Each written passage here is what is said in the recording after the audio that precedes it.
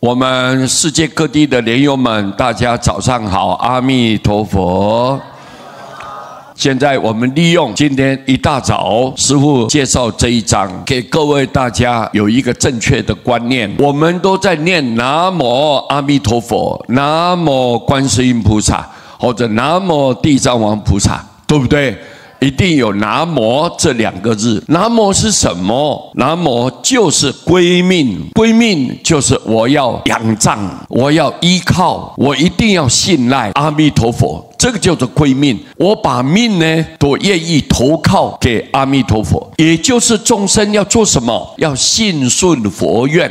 我绝对相信，我要顺从佛的愿。佛什么愿？叫你念佛，我就度你嘛。他所发的誓愿，你不要去违背他，你就好好的、完全的相信，把生命都交给他了。我就是好好念佛，不管我今天在顺境逆境，我一定要念佛。我今天在忙的时候，我在清闲的时候，我一定要念佛。为什么？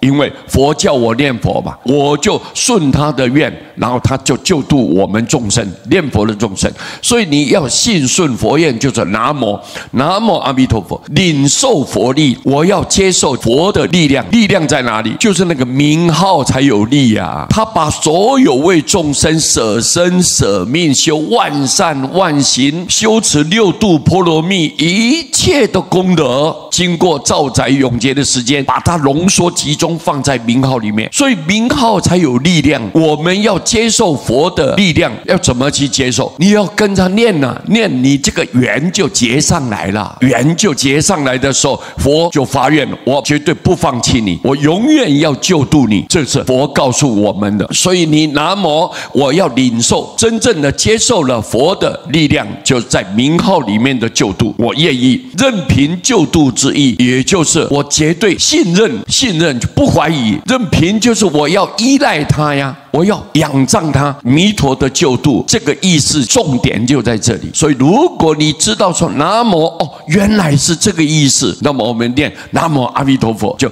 阿弥陀佛要救度我，我要随他的愿啊，让他救度，我就解脱这个生死，离开这个六道轮回，直接往生西方净土。往后你一定能够花开见佛的。你看很多人啊，念佛念佛，但是他不懂这个内容，就可惜了，你那个信心产生不出来。那么我们在念的时候，好像嘴巴应付，没有很踏实的，没有说我真正的信赖，你那个心没有发出来，就可惜了。你要知道说，我一念佛，佛一定要救度我；我一念佛，我有资格可以往生啊，我安心。所以念佛叫做安心法门啊。除了念佛之外，任何修行都是靠自力，唯独只有念佛是靠他力，是阿弥陀佛愿意把他修好的功德布施给你。你怎么去接受？我就相信我要念佛，那这个功德就在你的身上冉冉的上升，